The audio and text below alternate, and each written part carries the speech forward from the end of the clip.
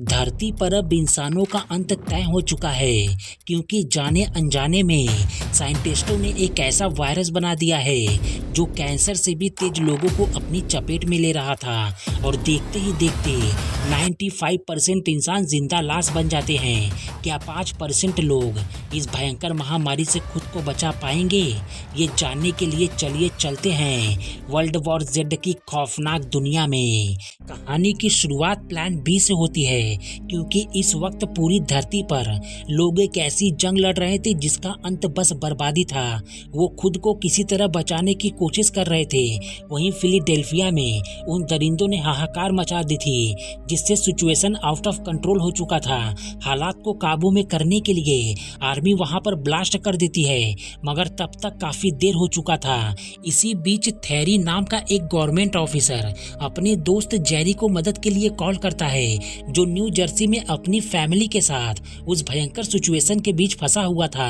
और थेरी उससे वादा करता है कि सुबह की पहली किरण के साथ वो उसे हेलीकॉप्टर से रेस्क्यू करवा लेगा, क्योंकि इस वक्त इसकी उसे बहुत जरूरत थी। पर न्यू जर्सी में इनका सरवाइव करना मुश्किल ही नहीं नामुमकिन था, और वो नामुमकिन को भी मुमकिन करके अपनी फैमिली को लेकर एक बिल्डिंग के टेरिस पर पहुंच जाता है। थेरी के द्वारा भेजे गए आर्मी इन्हें रेस्क्यू करके अटलांटिक ओशन में न्यूयॉर्क से 200 माइल्स दूर यूएन की कमांडो शिप पर लेकर पहुंच जाते हैं, जहां पर थेरी इनके आने का वेट कर रहा था। शिप पर काफी सारे लोग मौजूद थे, लेकिन जेरी की फैमिली को रहने के लिए जगह मिल जाती है। थेरी उसे अकेले में ले जाकर बताता है कि प्रेसिडेंट मारे जा चुके हैं और पूरे देश की हालत बस से बदतर हो गई है। साथ ही उससे ये भी कहता है कि बहुत पहले साउथ कोरिया से एक मेल भेजा गया था जिसमें ज़ॉम्बीज नाम का जिक्र था, और जिन लोगों ने उस मैसेज को हम तक भेजा था उसके बाद उनसे कोई संपर्क नहीं हो पाया।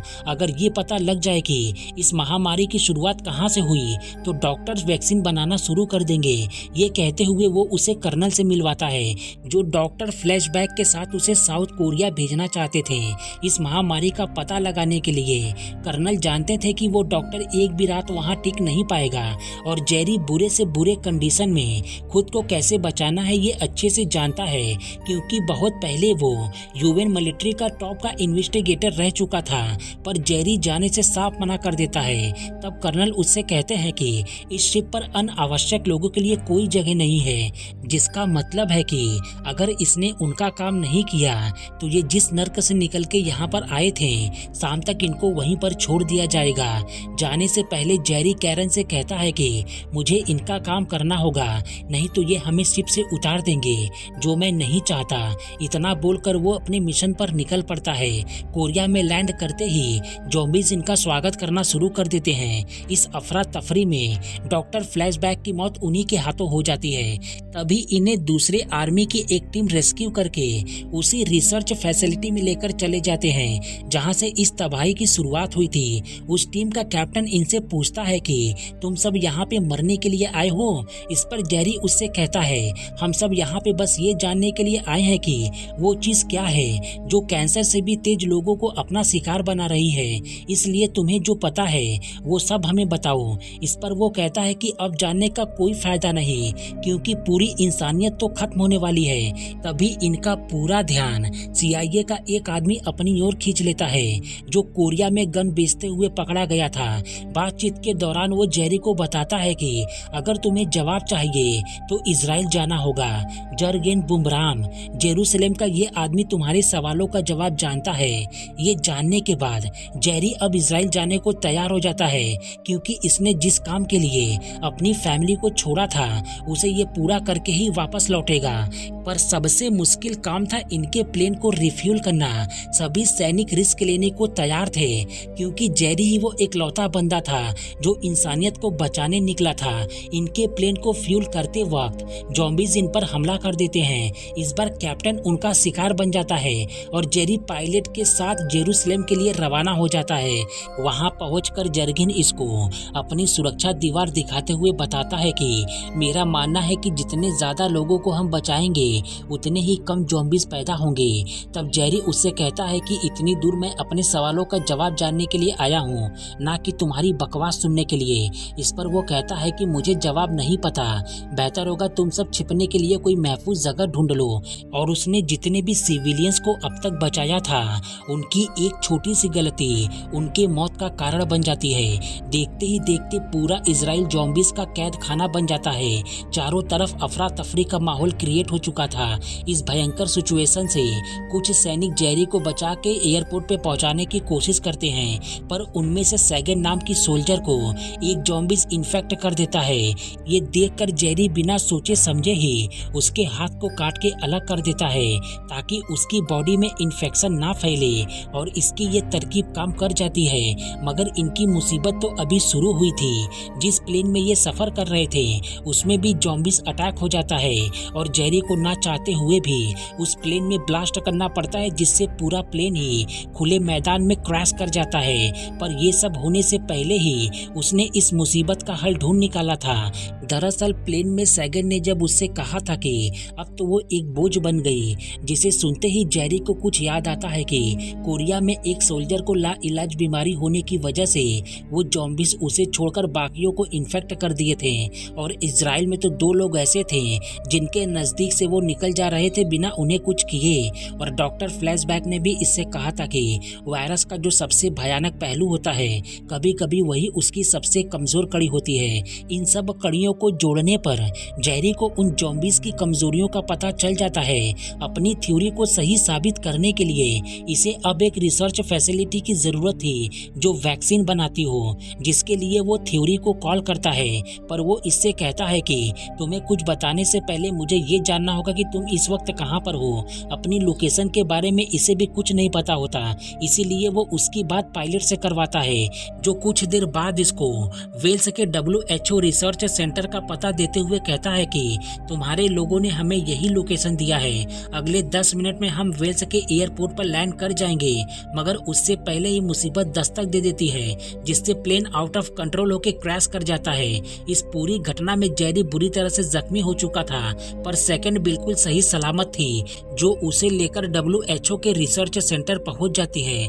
और जब जेरी को होश आता है तब उसे पता चलता है कि ये पिछले 3 दिनों से बेहोश था। ये जानने के बाद वो तुरंत अपनी वाइफ कैरन को कॉल करने को कहता है, और जब कॉल कनेक्ट होता है तो दूसरी ओर से थैरी की आवाज आती है, जिसे सुनते ही जेरी समझ जाता है कि उन लोगों ने इसकी फैमिली को शिप से उतार दिया है, क्योंकि पिछले 3 दिनों से इसने उनको एक बार भी कॉल नहीं किया था, जिससे वो समझ गए थे कि इनके द्वारा भेजे गए मिशन पे सभी लोग मारे गए। मगर जेरी अभी भी जिंदा था। यहाँ का इंचार्ज उसके बारे में जानने के बाद वो उससे पूछता है कि तुम यहाँ पर क्यों आए हो। तब जेरी उससे बताता है कि कोरिया और इजराइल जाने के बाद मैंने उन दरिंदों की वीकनेस का पता लगा लिया है, और उनकी वीकनेस है हमारी कमजोरी। कोई ऐसी बीमारी जो घातक तो हो पर इलाजदायक नहीं, जिसे ये भाप लेते हैं, क्योंकि मैंने देखा कि कुछ लोगों को ये नहीं काटते बल्कि उनके बगल से निकल जाते हैं। और ये ऐसा इसलिए करते हैं क्योंकि वो भी एक बीमारी फैला रहे हैं, जिसके लिए उन्हें भी एक स्वस्थ बॉडी की जरूरत पड़ती है।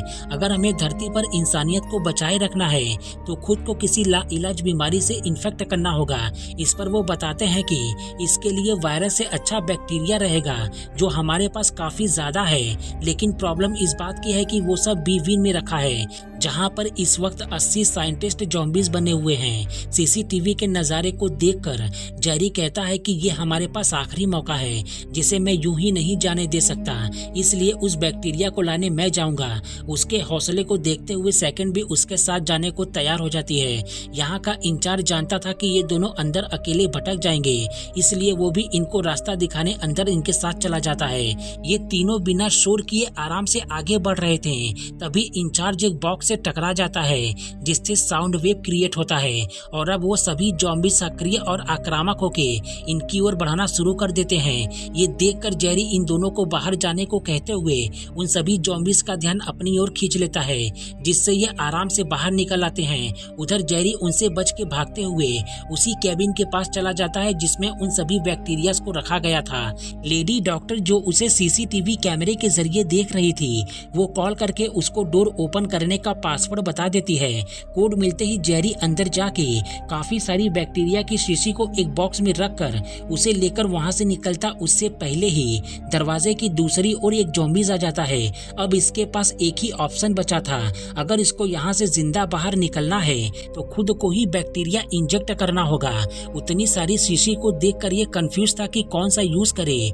जेरी समझ चुका था कि अब ये नहीं बचेगा, फिर भी ये अपनी जिंदगी दांव पर लगा के उसमें से एक शीशी यूज कर लेता है। कुछ घंटे बाद जब इसे कुछ नहीं होता तब ये आखिरी पड़ाव को पार करने के लिए उस बॉक्स को लेके डोर ओपन कर देता है। वो ज़ॉम्बीज़ इसके पास तो आता है लेकिन इसको कुछ भी नहीं करता, जिसका मतलब था कि इसने जिस बैक्टीरिया को अपनी बॉडी में इंजेक्ट किया था वो काम कर गया था, जिससे जेरी आराम से बाहर आ जाता है। उसके बाद वो काफी सारी वैक्सीन को लेकर वापस अपनी फैमिली के पास लौट जाता है। उसको जिस काम के लिए भेजा गया था उसने उसे बखूबी पूरा कर दिया। आखिर में दिखाया जाता है कि पूरी दुनिया के सभी साइंटिस्ट ऐसे ही लाइलाज बीमारी को उन ज़ॉम्बीज़ के खिलाफ वैक्सीन के तौर पर इस्तेमाल करने लगे थे, जिससे वो निष्क्रिय हो जाते हैं और उन्हें लगता था कि वो जीत गए, पर जंग तो अभी शुरू हुई थी। इसी के साथ ये कहानी यहीं पर खत्म हो जाती है। उम्मीद करते हैं कि हमारी मेहनत आपको पसंद आई होगी।